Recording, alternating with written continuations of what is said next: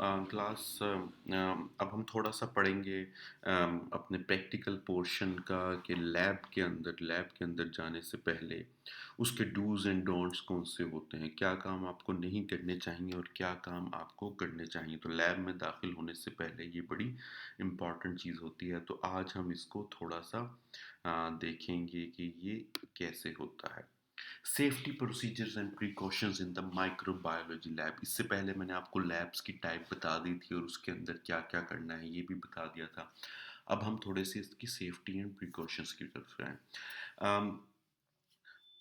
Lab में दाखिल होने से पहले और लैब में काम करते हुए आपको कुछ पैरामीटर्स होते हैं जो एक अच्छी लैब में आपको उसको फॉलो करना होता है, ऑब्जर्व करना होता है, विटनेस करना होता है। और उस अगर उसको आप ऑब्जर्व करेंगे, प्रैक्टिस करेंगे, ओनली देन आप अपना इंटेंडेड आउटकम हासिल कर सकते हैं। पहला ये होता है लैब के अंदर कि आपने एक्सपोज़र जो सा है लैब वर्कर्स का, उसका आउटसाइड एनवायरनमेंट के साथ मिनिमाइज़ करना होता है। क्यों? क्योंकि इस तरह एक तो ये होता है कि इनसाइड वर्कर्स के ऊपर जो माइक्रो ऑर्गेनिज़्म है वो बाहर ना जाएँ और दूसरा बाहर का एनवायरनमेंट आपके इनसाइड लैब वर्क को डिस्टर्ब या कंटामिनेट ना कर सके।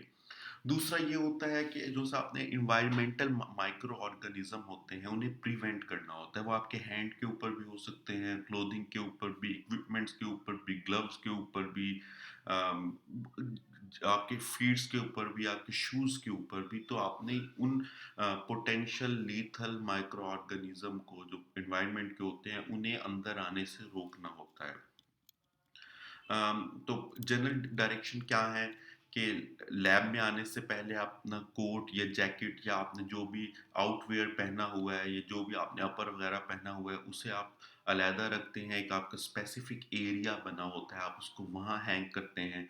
इसी तरह आपके बैग पैक्स की, आपके आपके पर्स की, आपके शोल्डर बैग की, आपके हैंड बैग की जगह बनी होती है प्रॉपर, आपने उसको वहाँ रखना होता है। इसी तरह पेपर वगैरह या बुक्स जो लाए हैं उनके लिए भी एक स्पेसिफिक जगह मेंशन होती है जहां आपने उन चीज़ों को रखना होता है। हर स्टूडेंट जो लैब के अंदर दाखिल हो वो प्रॉपर्ली ड्रेस हो। प्रॉपर्ली ड्रेस से मेरी मुराद है कि उसके ऊपर लैब कोट लाजमी हो। लैब कोट के बगैर माइक्रोबायोलॉजिकल लैब के अंदर काम नहीं होता। दूसरा, उसके शूज़ एप्रोप्रिएट हों। एप्रोप्रिएट से मतलब उसके क्लोज शूज़ हों, ओपन शूज़ ना हों। अ, कोई ऐसा स्टूडेंट जिसके जिस्म के ऊपर कोई फ्रेश कट है या एक बर्न हुआ है या स्क्रैच हुआ है, या कई लोगों के नाखूनों के इर्द-गिर्द, नेल्स के इर्द-गिर्द स्किन अलहदा होना शुरू हो जाती है, वो हुआ हो, तो उसको फ़ौरन नोटिफ़ाई करना चाहिए अपने इंस्ट्रक्टर को और लैब में काम नहीं करना चाहिए। जिसके लॉन्ग हेयर हैं, ख़ास तौर पर गर्ल्स के, उनको टाई करना चाहिए। और एक्सपेरिमेंट्स ग्रुप्स की बजाय इंडिविजुअल को प्रेफ़रेबली करना चाहिए। और जब तक आपको गाइड ना किया जाए, जब तक आपसे पूछा ना जाए या आपको कहा ना जाए, तब तक लैब के अंदर एक्टिविटीज़ नहीं करनी चाहिए। अम, अगर आपको किसी प्रोसीजर के मुतालिक कोई डाउट है, तो आप उस डाउट को पहले क्लियर करें अपने इंस्ट्रक्टर से, फिर आप अब कंटिन्यू करें वर्क को। होता ये है कि कई स्टूडेंट्स अपने साथ वाले स्टूडेंट से पूछते हैं कि ये ठीक है या नहीं, जो कि एक रॉन्ग वे है। किसी के वर्किंग एरिया के अंदर अगर कोई ऐसे आइटम पड़े हैं जिनकी आपको ज़रूरत नहीं है, तो आप उनको रिमूव करें। अम, अच्छा, कुछ लैब्स के अंदर जहाँ आप काम कर रहे होते हैं वहाँ एक नेसेसरी इक्विपमेंट पड़ा होता है, यानी कि कोई स्पेसिमन या कोई कल्चर ग्रो कर रहा होता है, उसको ना टच करें ना उसको रिमूव करें। अगर आपसे कोई चीज़ गिर जाती है एक्सीडेंटली तौर पर, कोई स्पिल आउट कर जाती है, तो उसका प्रोसीजर क्या होता है कि एक पेपर टॉवल लें, उस पेपर टॉवल के ऊपर डिसइंफेक्टेंट डालें या जो आपको डिटॉल वगैरह का डिसइंफेक्टेंट मिलता है या लैब के अंदर मौजूद होता है, उसको उसके ऊपर डालें और डिसइंफेक्टेंट को 15 मिनट तक उसके ऊपर रहने दें, उस टॉवल के ऊपर, और फिर आपने उस पेपर टॉवल से आप उसको साफ कर दें। अगर आपको काम करते हुए कोई इंजरी हो जाए तो इंस्ट्रक्टर को इमीडिएटली कॉल करें। कोई चीज़ गिर जाए या ब्रेक हो जाए तो आप इमीडिएटली उसको रिमूव करें। एक ट्रैश कंटेनर होता है, आप उसके अंदर रिमूव करें। लैब को छोड़ने से पहले इंश्योर करें कि आपने लैब के तमाम आइटम्स अपनी एप्रोप्रिएट लोकेशन के ऊपर रख दिए हैं। वापस जाने से पहले अपने हैंड्स को थॉरली एंटीबैक्टीरियल सोप से वॉश करें। कहीं ऐसा ना हो कि आप उन माइक्रोब्स को लैब से इन्वायरमेंट के अंदर ले जाएं। गुड लैब प्रैक्टिसेस क्या है?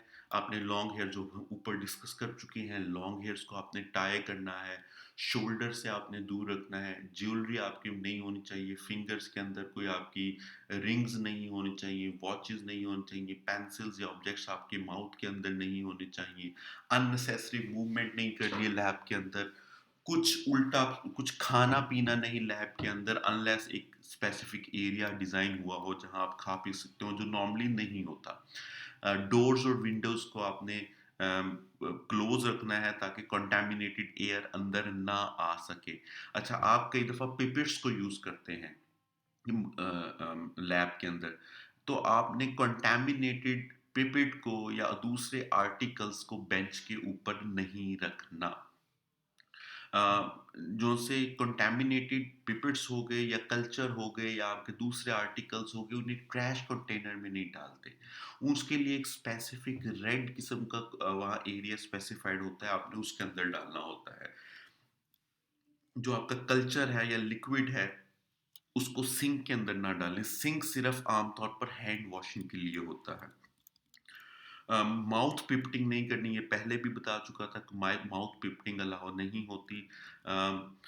तमाम प्रोसीजर्स को एज पर द इंस्ट्रक्शन आपने करनी होती है। हैजर्डस पैथोजेंस को बाहर आने से रोकना होता है। हाँ, अगर आप बर्नसन बर्नर यूज कर रहे हैं तो क्या जरूरी है? तो आपने अपने लॉन्ग हेयर्स को टाई करना है, काउंटर टॉप के ऊपर झुकना नहीं है। आग का फ्लेम कितना रखना है ये आपने अकॉर्डिंग टू रिक्वायरमेंट करना है, उसके करीब नहीं जाना। और उस फ्लेम के करीब अल्कोहल या ऐसे आइटम जो आग पकड़ सकते हैं उनको दूर रखना है। जब फ्लेम यूज में नहीं है, बर्नर यूज में नहीं है, तो उसको बंद कर देना है। और बर्नर को टच करने से पहले उसको आप कूल डाउन करते हैं 15 मिनट के लिए। प्रोटेक्टिव इक्विपमेंट्स क्या है? लैब कोट आपका नी की लेंथ का होना चाहिए, साफ होना चाहिए, प्रॉपरली वॉश्ड होना चाहिए, डिसइंफेक्टेड होना चाहिए। आमतौर पर अच्छी लैब्स के अंदर या अच्छे इंस्टीट्यूट्स के अंदर ये प्रैक्टिस होती है कि आपके लैब कोट्स की जगह दे दी गई होती है माइक्रोबायोलॉजी डिपार्टमेंट के अंदर ही। वहाँ आप उसको स्टोर करते हैं और फिर जब जाते हैं तो उसको पहन लेते हैं। उसे आप घर लेकर नहीं जाते आमतौर पर। नंगे पाँव नहीं आना और खुले जूतों दोनों के साथ नहीं आना। आपकी स्किन के ऊपर कहीं भी कंटैमिनेशन ना हुई हो, क्योंकि अगर आप नंगे पाँव से आएँगे तो आम तौर पर या तो ये हो सकता है कि बाहर वाले जरासीम आप अंदर ले आएँ या आपकी स्किन के ऊपर कोई ग्लास ब्रोक हुआ हो, टूटा पड़ा है लैब के अंदर या कुछ और हुआ है, वो आपको इंजरी कर सकता है। अ, ग्लव्स यूज़ करना इम्पॉर्टेंट होता है। कई लैब्स के अंदर मास्क एंड गॉगल्स की भी ज़रूरत होती है, इनके चश्मों की ज़रूरत भी होती है। बहुत सी ऐसी लैब जहाँ ह्यूमन ब्लड वगैरह आमतौर पर हम ट्रीट करते हैं, जैसे एचआईवी वगैरह की ट्रीटमेंट के लिए होता है, तो उसमें आपने क्या करना होता है, ग्लव्स पहनने हैं, हर दफ़ा के बाद ग्लव्स को चेंज करना है, पुराने ग्लव्स को इंश्योर करना है कि वो प्रॉपरली डिस्कार्ड हो चुके हैं। हैंड्स को थॉरली वॉश करना है। डोर नोब्स को, ड्रॉर्स के हैंडल को बेयर हैंडेड अपने टच नहीं करते। ब्लड सैंपल्स को आपने डिस्पोज ऑफ प्रॉपरली करना है। हैंड हाइजीन बड़ी इंपॉर्टेंट होती है, क्योंकि आप माइक्रो ऑर्गेनिज्म के साथ डील करते हैं तो आपको हैंड हाइजीन बड़ी इंपॉर्टेंट होती है। माइक्रोबियल फ्लोरा स्किन के ऊपर रेजिडेंट भी हो सकते हैं और ट्रांजिएंट भी हो सकते हैं। रेजिडेंट फ्लोरा क्या होते हैं? वो फ्लोरा जो आमतौर पर स्किन के ऊपर मौजूद होते हैं। इनकी पैथोजेनिसिटी लो होती है, ये आमतौर पर अपॉर्चुनिस्टिक पैथोजेंस होते हैं। जो से ट्रांजिएंट माइक्रोबियल फ्लोरा होते हैं, ये कंटेमिनेशन करते हैं स्किन की, जहाँ से इकोलाई हो गया, स्टेफिलोकोकस हो गया। तो आपकी कोशिश हो कि लैब में आने से पहले भी और लैब के बाद भी और ड्यूरिंग द लैब भी आप उसको वॉश करें हाथ को। एक होता है हमारी social hand washing. Social hand washing एक रेगुलर हैंड वॉशिंग होती है, जिसका मकसद होता है कि आप सॉइल को अपने हाथ से और जो भी फ्लोरा वगैरह है उसको रिमूव कर सके। उससे पहले आप उसका प्रोसीजर क्या होता है कि पहले आपने अपने हाथ के ऊपर कोई बैंड है, कोई रिंग है, कोई वॉच है, कुछ भी हाथ के ऊपर पहना हुआ है, कोई बैंगल्स वगैरह हैं तो उसको रिमूव करें। हैंड को प्रॉपरली रनिंग वाटर वाटर के अंदर वॉश करें प्लेन सोप से।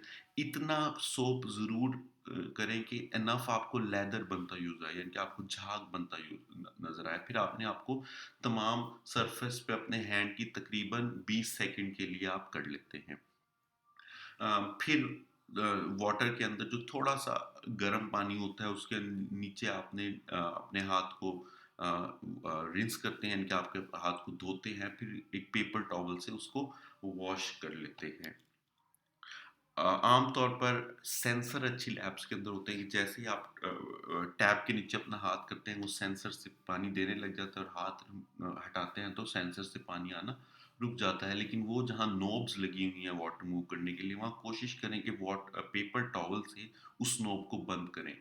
बेयर हैंड्स को वॉश करने के बाद उस नोब को ना लगाएं, क्योंकि हो सकता है वो नोब कंटामिनेटेड हो, आप रिकंटामिनेट हो जाएं। दूसरी हमारी हाइजीनिक हैंड वॉशिंग होती है। इसका मकसद ये होता है कि आपने ट्रांजिएंट और रेजिडेंट फ्लोरा को किल करना है। इसका प्रोसीजर क्या होता है? पहले तो वही रिंग्स और वॉचेस को आपने रिमूव करना है। हैंड वॉश को आपने एंटी माइक्रोबियल सोप से 40 से 60 सेकंड तक करना है, या अगर ये नहीं है तो आप पर्विडीन आपके पास होती है, आयोडीन सॉल्यूशन आपके पास होती है, आप उससे करें। फिर आपके पास हैंड रबिंग होती है। हैंड रबिंग आपने करनी होती है आमतौर पर अल्कोहल बेस्ड प्रिपरेशन से करते हैं, जिसके अंदर 70% इथानॉल या आइसोप्रोपेनॉल होता है, 0.5% क्लोरोहेक्सिडीन होता है, जो मिक्स हुआ होता है 70% एथेनॉल के अंदर। उसे आपने 20 से 30 सेकंड करने होते हैं। वॉश हैंड कब करने हैं? जब भी आपने कोई इन्फेक्शियस मटेरियल को डील करना है, कोई ब्लड को, कोई टिश्यू को, कोई ह्यूमन सिक्रीशन को, एनिमल एक्सक्रीशन को आपने डील किया है, या आपने किसी डोर नॉब को हाथ लगाया है, कंटेमिनेटेड इक्विपमेंट को हाथ लगाया है, उसको आपने रिमूव करना होता है, उसको वॉश करना होता है। उसके बाद ग्लव्स पहनने से पहले भी और ग्लव्स उतारने के बाद भी आप उसको वॉश करते हैं। कोई भी नया एक्सपेरिमेंट परफॉर्म करने से पहले आप उसको वॉश करते हैं। लैब में दाखिल होने और लैब में से रुखसत होते हुए भी आप उसको वॉश करते हैं। तो ये हमारा थोड़ा सा था कि डूज एंड डोंट्स कौन से होते हैं। बड़ा बेसिक सा है ये, नॉर्मली आपको पता भी होना चाहिए। तो नेक्स्ट लेक्चर में हम थोड़ा सा कॉम्प्लिकेटेड चीज़ों की तरफ आएंगे। तब तक के लिए थैंक